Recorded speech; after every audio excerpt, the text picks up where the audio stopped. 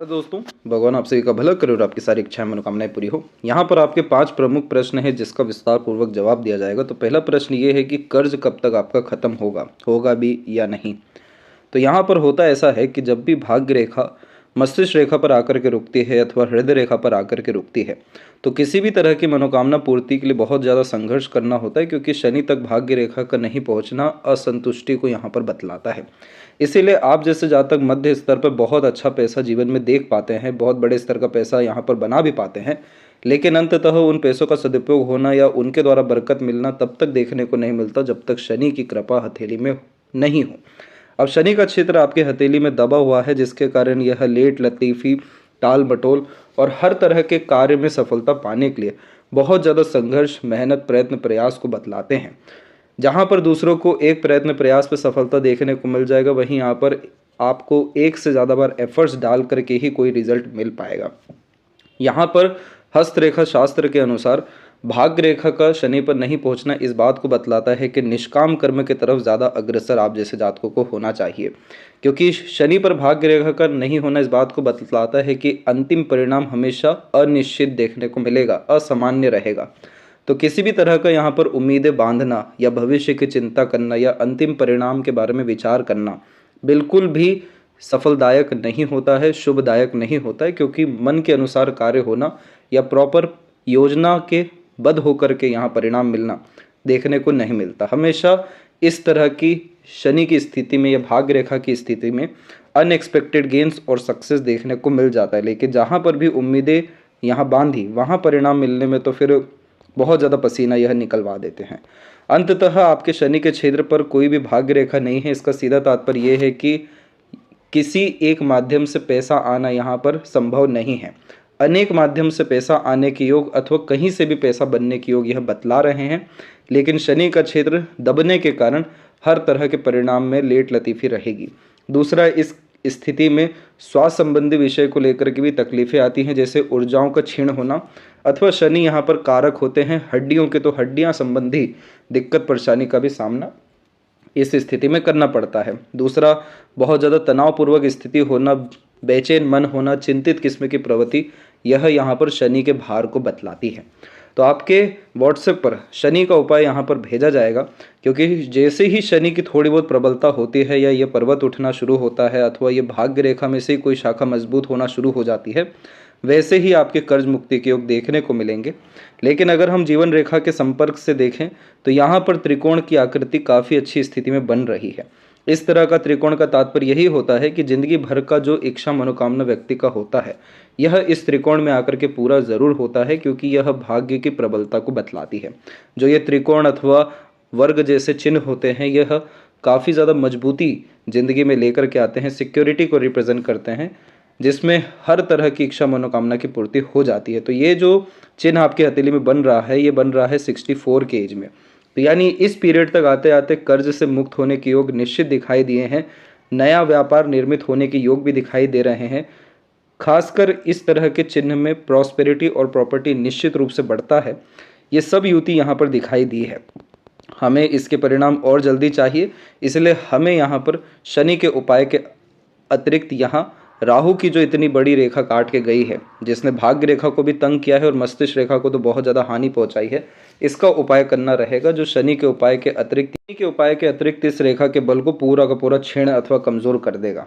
अन्यथा ये रेखा इतना ज़्यादा भटकाती है, खासकर राहु की रेखा इतना भ्रमित करती है जिसका कोई हद नहीं। तो इसीलिए यहाँ पर शनि की मजबूती सर्वप्रथम आवश्यक है। दूसरा जो प्रश्न है आपका, संतान से सुख प्राप्त होगा या नहीं। गुरु के क्षेत्र पर जब भी तिल का आकृति होता है तो हथेली में वैसे तो तिल कहीं पर भी अच्छा नहीं माना जाता, सिवाय मंगल के अथवा यहाँ पर राहु के क्षेत्र को छोड़ करके, क्योंकि यह तिल यहाँ पर आपके पिछले जन्म के कर्मों को बतलाता है, और तिल हमेशा इस बात को बतलाता है कि आपको देना पड़ेगा, आपको सेक्रीफाइसेस करने पड़ेंगे।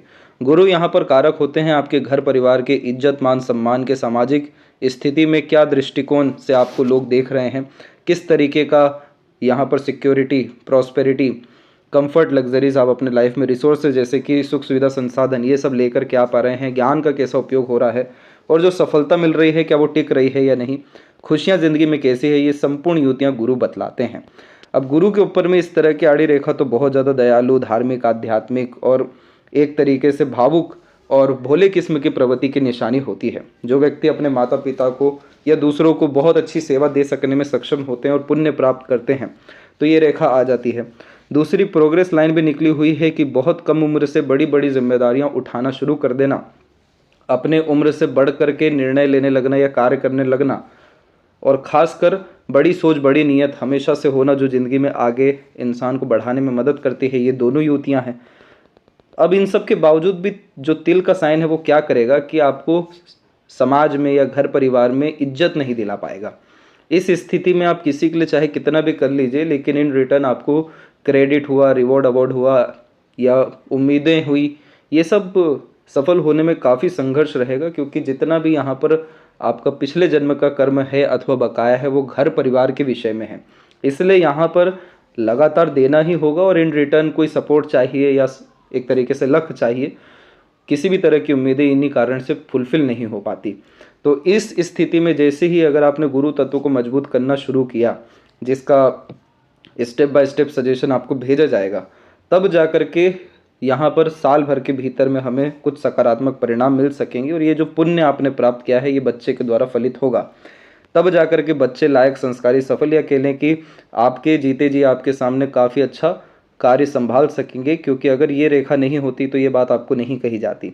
इस तरह की जो जीवन रेखा के बिल्कुल निकट रेखा चलती है, ये फैमिली में क्लोज मेंबर के द्वारा होने वाले अच्छे सपोर्ट को ही इंडिकेट करता है, जिससे लाइफ लाइन की क्वालिटी इंप्रूव होती है। जैसे बच्चों से या दूसरों से सेवा अच्छा मिलना, इच्छा पूर्ति उनके द्वारा हो जाना, उनके यहाँ पर कर्म अथवा सहयोग के द्वारा अपने जीवन शैली के स्तर में बढ़ोतरी होना, तो ये सब चीज़ें यहाँ पर खासकर 65 की उम्र में अपने परिणाम को बतला रही है।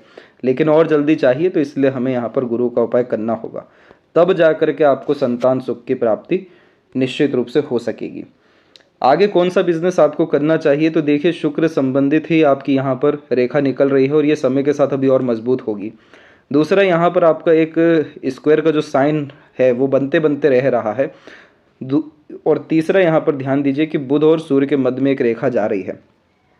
शुक्र संबंधित जब भी रेखा निर्मित होती है तो घर परिवार के सहयोग के द्वारा नया काम यहाँ पर प्रारंभ होता है, क्योंकि जो भी अब काम आपका नया शुरू होगा वो फैमिली को हैंड ओवर होगा, तो उनके सजेशन, एडवाइजेज या सपोर्ट के कारण काम में बरकत रहेगी।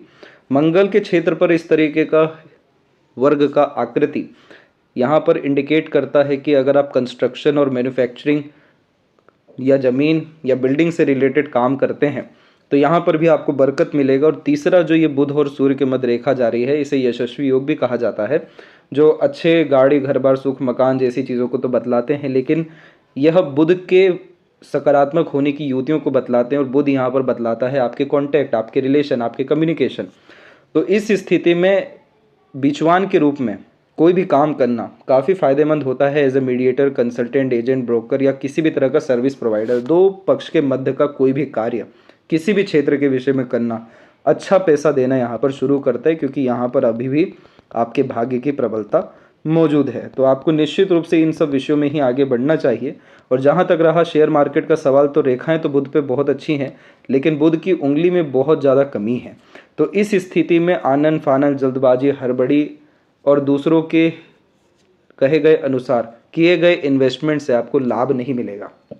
आपको आपकी खुद की बुद्धि को, विवेक को, ज्ञान को और खासकर सब्र के द्वारा निर्णय लेना बहुत ज़्यादा आवश्यक रहेगा, तब जाकर के आपको शेयर मार्केट में लाभ मिलेगा। तो शेयर मार्केट में अगर आप इन्वॉल्व होना भी चाह रहे हैं तो लॉन्ग टर्म पे जाइएगा, शॉर्ट टर्म गेंस बेनिफिट पे मत जाइएगा।